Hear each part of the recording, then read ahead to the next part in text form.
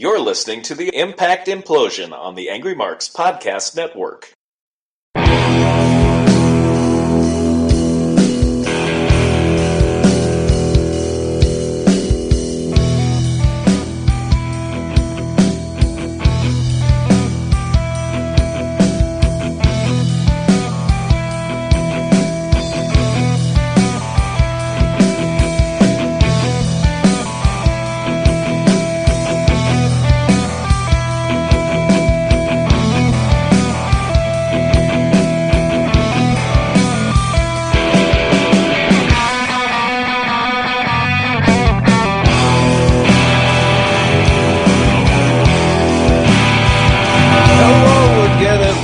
To the Thursday edition of the Impact Implosion. Tuesday?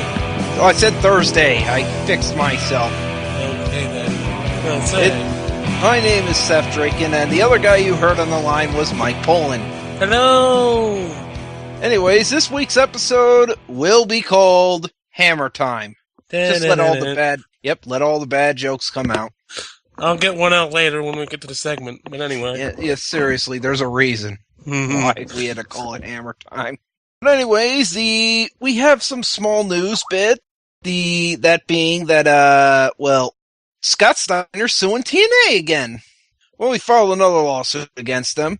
This time, in his latest lawsuit, he alleges that TNA allowed a chemically incapacitated Jeff Hardy in the ring during a house show in Mount Pleasant, Michigan, while under the influence of alcohol and possibly drugs. What is my motivation? I ain't got none! Now, he is claiming nerve damage to his neck and back, as well as an injury to his biceps due to Hardy's work while allegedly intoxicated. Look at this face! This is a face of pain, and I'm the bringer of pain, and I'm gonna destroy you! You can cry for mercy, but I don't know the meaning of the word! Now, the only problem with this is, due to some research, the only time this happened was, this house show did happen, although it apparently happened when Jeff Hardy was supposedly clean. Whoopsie. Good job, Scott. You're making it up. So, either Scott Steiner's lying, or TNA and Jeff Hardy are full of shit about him being clean now. Clean and sober for 6 months. Yeah, I don't know which one to believe. Both of them would do it. Steiner for attention and Hardy for, well, I don't know. Yeah, TNA for, because they like Hardy so damn much. Yep. Anyway. We had a press conference with TNA, but apparently AMP already covered that. Yeah, I was looking at that earlier. Yeah. The Turning Point press conference. Yep, and that's about it. Oh yeah, TNA's doing their Black November sale. They're also going to be doing a gut check episode of Impact on Thanksgiving. Oh yeah. Which I'm sure no one will watch because it's fucking Thanksgiving. But anyway. Yeah, people will watch football if they're going to watch anything. We will watch the Lions get beaten. Well, depends on who they're playing.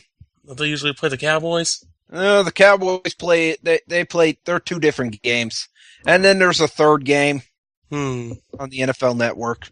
Anyways, we got to talk about this Impact. Very good Impact. Yeah, very good. Surprisingly, we start off the show with a recap of everything that's happened. Then we go to the Aces and Eights clubhouse, where Devon and Luke Gallows are next to the leader, who is pretty pissed off at Luke Gallows for losing his mask. But didn't Devon do the same thing a month ago? Yeah, although that was before he made this mandate that you can't lose your fucking mask. Note to Aces and Eights leader, by the end of this, you guys will all lose your masks. Yeah. Anyways, he tells Gallows that he's a failure, or he calls him Doc, which means Director of Chaos, and they actually mention that, and that he let everybody down by getting his mask removed. Devon says it's going to be the two of them against Sting and Kurt Angle at Turning Point this Sunday. No, that's actually tonight. Oh yeah, tonight, yeah. Yeah, that's bad writing. Anyways, Pyro goes off, we get Todd Kenley and Jeremy Borash introducing us. Kenley sounds like Matt Stryker light. Yeah, but looks like he actually wants to be there. Mm-hmm. which we'll get to later, somebody who doesn't. Taz. No, Taz actually looks like he wants to be there. It's today. Oh, boy. Anyways, we have an opening match. Well, first we had the Cowboys' James Storm come down to the ring. Well, actually not down to the ring, make his seat in the commentary booth. He's going to scout his two opponents for Sunday. Yep. AJ Styles versus Bobby Roode. This was a really good match. Opening matchup, yeah. And comes when Bobby Roode goes for the chair. Storm takes it away from him. AJ goes out and says, mind your own damn business. Roode He saved you, dumbass. Yeah, Roode sneaks in, and after Styles goes up on the apron and tries to do a springboard, Roode knocks him off, and AJ comes down hard. Roode getting the 3 count because of that. Mm-hmm. We have a backstage. yeah. We have a backstage bit with Aries and Hogan. Yep. No, that was later, the strange moment, but anyway, well, actually, first we had Kurt Angle backstage with Wes Briscoe about timing in the wrestling business, and Sting shows up and says, it's time to take out some aces and eights. They tell Briscoe to watch and learn. Then we had Joseph Park in the ring. Yes. And he wants to face aces and eights. Yep, he wants to face aces and eights. Hogan comes into the ring and tells him, no, you're a liability, brother. Even though 2 weeks ago he kind of said, dude, I'll sign a waiver. Going against your own word there, Hulk. Good work. Yeah. And by the way, Bully Ray comes out of all people. Yeah, Bully Ray defends, becomes Buddy Ray. That's his new name for me now. He's a tough son of gun, Parks is, and he believes in Joseph Parks. And so do the people. I don't. Yep. But so Hogan says he's running the company, and Bully says it's not just him who believes, but the entire Impact Zone who believes. All 200 of them. Yep. And Bully is able to convince Hogan to let Joseph have his shot. And that'll happen at Turning Point, but we'll get to that in a minute. Yep. Then we had AJ Styles backstage yelling at a production crew for letting James Storm go out and distract him. Shut up. Yeah, Storm walks up and says he made the decision to go out there on his own, and he runs down AJ Styles for being the face of TNA, and that he's going to kick him in that face this Sunday. Oh, if anyone's taking a pinfall in that match, it's probably AJ. Yeah.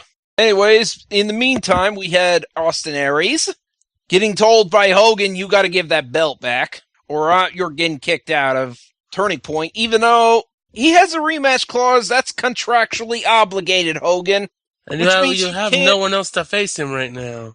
And, yeah, contractually obligated, that Hogan, you do know what that means, right? I know you've effed over contracts in the past, your own. But you got to remember, if you're contractually obligated to compete, he's getting the title shot whether you like it or not.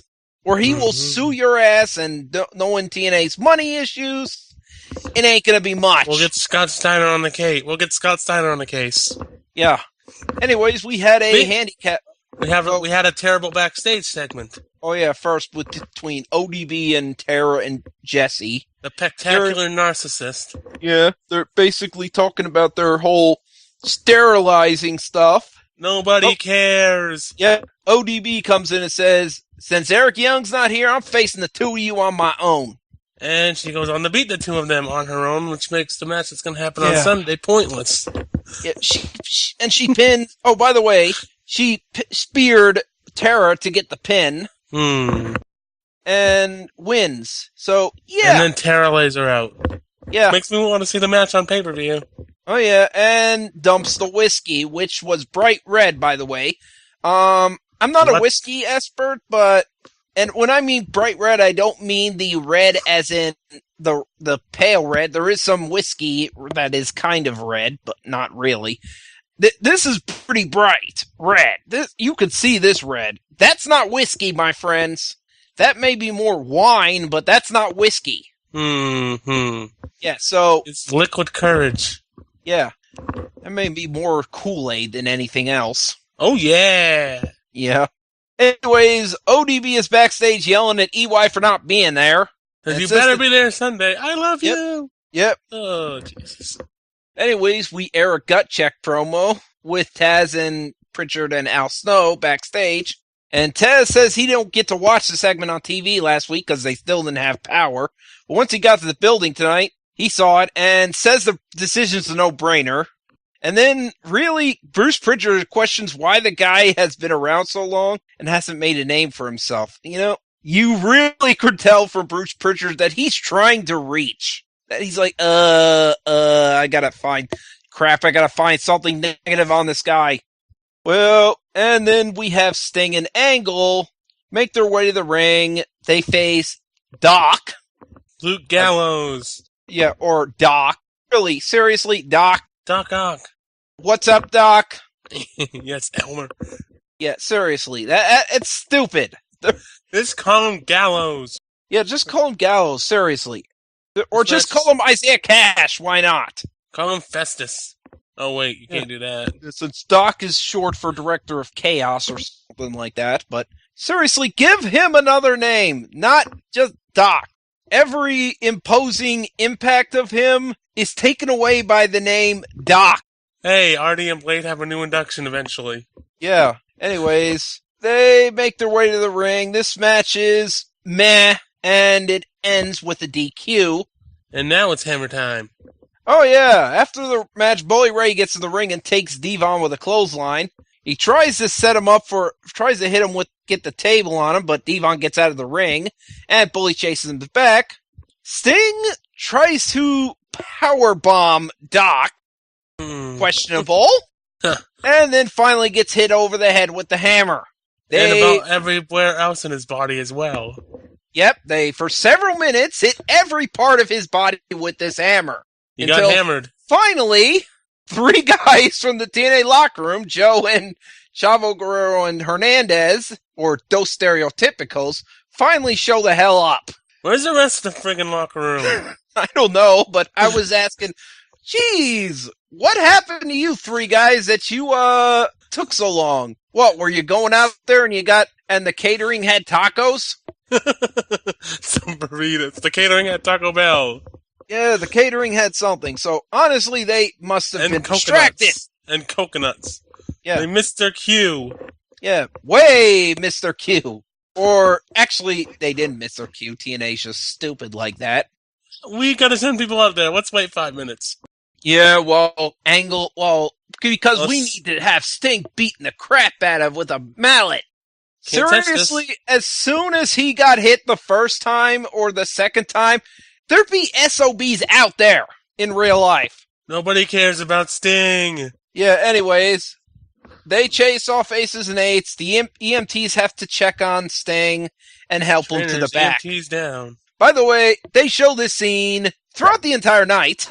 TNA, don't do that. Yeah. In case we forgot, Sting got beaten up by a hammer. TNA trying to feign emotion. Oh yeah, Tenay and Taz came in during the match. Gargoyle Mike TNA. Yep. And they're trying to feign concern about Sting getting beat up with a hammer. You know, if I hammer, I'd hammer in the evening and I'd hammer in the morning. And that probably... I don't know. That's an old song. I know. Anyways, I got nothing. We got the gut check. It's gut check time. And as if this decision couldn't be any more obvious. Yep. Taz really says York has the it factor, and the decision is entirely yes. Pritchard tries to actually play this off. He's like, you've been in this business for 16 years and wonders what's wrong with him that he hasn't made the big leagues. Buddy, he was on your show the first year. He was on TNA the first year, seriously. Yeah, he's been on your show. However, he finally gets around to saying yes, and Christian York's the newest member of the TNA Impact roster. Yay! Yep, we had an awkward backstage moment where Aries walks in, and we're having Bully Ray and Brooke Hogan arguing about something. The hell? I missed that. Yeah, they're actually talking about something, and Bully Ray's pretty much like, I don't know, or something, and then when they see the camera, they skedaddle. Although, Bully Ray skedaddles, Brooke is seen texting somebody. her Hollywood boyfriend. They're going to do that again. No, I think they're more or less doing Brooke and Bully Ray for some reason. Oh, God. What a... I hope they adopt. Anyways, Hogan comes to his office and Joey Ryan is there. He says Hogan must be a big fan to congratulate him on his title win this Sunday. Well, putting the cart before the horse, are you, Joey? Yeah. Hogan says he's not congratulated for anything that hasn't happened yet, and turns his attention to Morgan, who is sitting in his chair, throwing his papers around. Hogan says Morgan will bans him from ringside. Yep, bans him from ringside during Ryan's Which means match. he'll interfere at some point in the match. And Morgan says Hogan doesn't know who he's dealing with. They leave, and Hogan says, "But I do know," and laughs rather creepily. Oh, Jesus. We have another good match, the 6-man tag match between Samoa Joe and Dos Stereotypicos versus Magnus, Kazarian, and Daniels. Good little build match for the pay-per-view. Highlight of this match being Daniels somehow breaking out the Gangnam Style in the middle of the match. The hell is that? Kev, can you explain him what Gangnam Style is? Oh, he's not here. I thought he was still here. Anyways, Gangnam Style's like this craze dance or something where they're like riding a horse or something. Talking about the beat goes on, yeah, and the beat goes on, yeah, and the beat goes on, and the beat goes on, yeah, and the beat goes on, yeah, and the beat goes on. Yeah, but the beat goes on. But the beat goes on. Anyway, yeah, dig it. In the end, Magnus pins Samoa Joe with the after the former tag champs hit the high-low on him, and Magnus hits the flying elbow.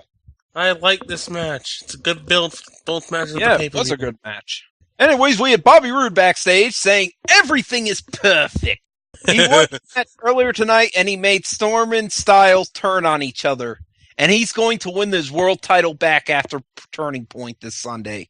Then Austin Aries shows up with the old TNA World Heavyweight title. By the way, did we mention Jeff Hardy? He has to give that belt back to Jeff Hardy. Yes. Yeah, we did. I'm doing that sarcastically. Because they had to mention it the whole night, too. That, even though if it's such a crime, why didn't Jeff really go after it? Because, he doesn't care! Yeah, exactly. It's not his shit belt. Anyways, the Impact Zone says they want Hardy, and Aries agrees with him. He calls himself the best wrestler in the world, but that's such an overplayed phrase, which is a jab at CM Punk and Chris Jericho, and says that he's the best wrestler in the universe. The greatest man that ever lived. He calls Jeff Hardy the greatest risk taker in the wrestling history, taking some the biggest falls the fans have ever seen. But he guarantees Hardy this Sunday he will not get up from this fall, and he'll never recover physically, mentally, or emotionally. I don't think there's much of Hardy mentally. The crowd tries to what him, and he tells them to shut their mouth. Yes, because that always works. Since they're obviously confused. Don't what me. Yeah. Since they're obvious. No, he's making a dig at them, saying, since they're obviously confused, just listen. He then tells Hardy that he'll beat him at his own game, and that when he grabs both belts, he's going to keep the real TNA belt and turn Jeff's belt into a belt buckle. So he'll be wearing on his crotch. Dear God. Yep. Hardy comes out rocking a pink hoodie and carrying his world title. The two brawl. Jeff Hardy tries to twist the fate, but Aries escapes the ring. Anyways, Jeff climbs the ladder. Well, first he puts the world title on the hook, has it raised, climbs the world title, and is posing with him. Aries comes out of nowhere, or even though he really wasn't knocked out, it really wasn't nowhere. Aries didn't leave, goddammit. Don't pose yet. And knocks Hardy off the belt for being an idiot. Then Aries poses with the world titles instead, while Hardy is underneath the ladder.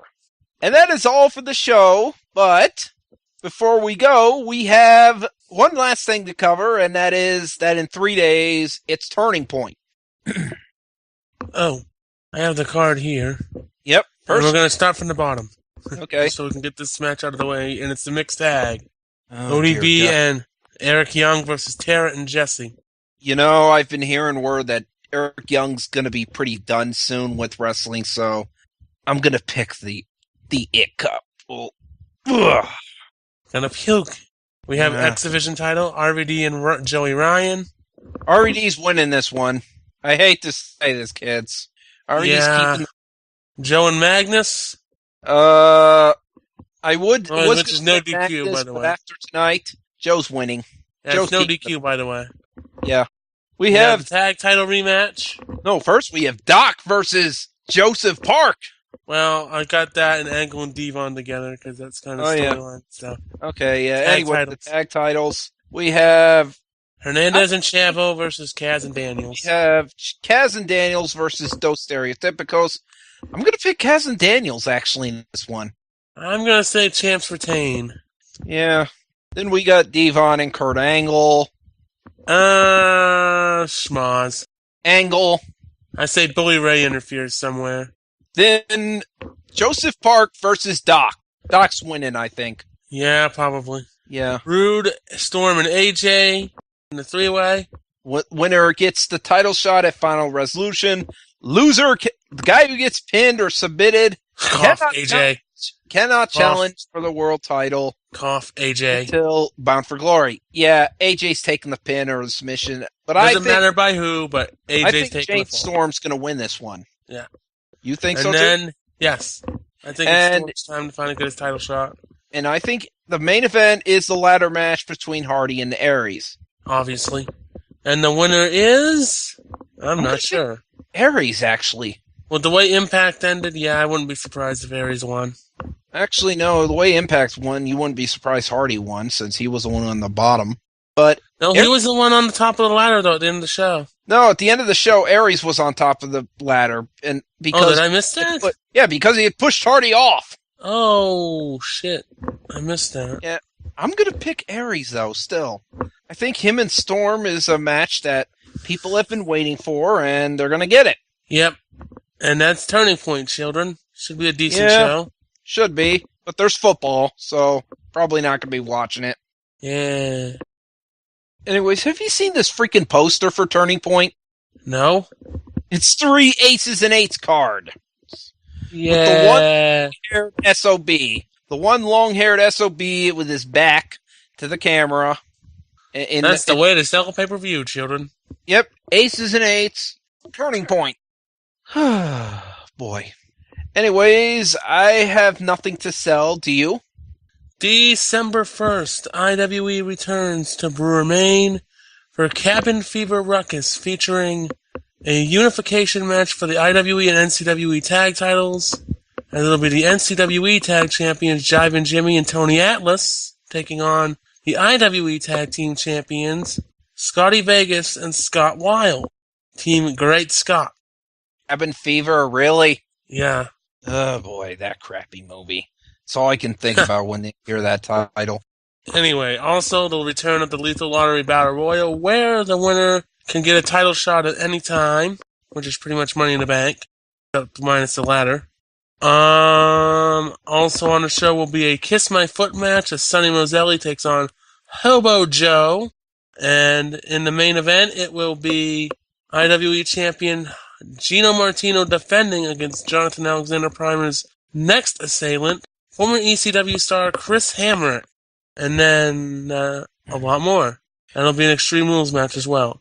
Also on December 6th, Pro Wrestling Main Experience, featuring 3 steel cage matches, including the Scufflin' Hillbillies versus the Heartthrobs and the Prodigy Mike Bennett versus Jimmy Wang Yang in the main event, as well as a 3-way match involving Cameron Matthews, Mitty Marzeglia, and Connor Murphy, as well as Luke Robinson on the card, and NWA Hollywood star Sean Ricker, who I've never actually heard of, and many others. And then January 5th, IWE presents its 5th anniversary show. Nice little timing there.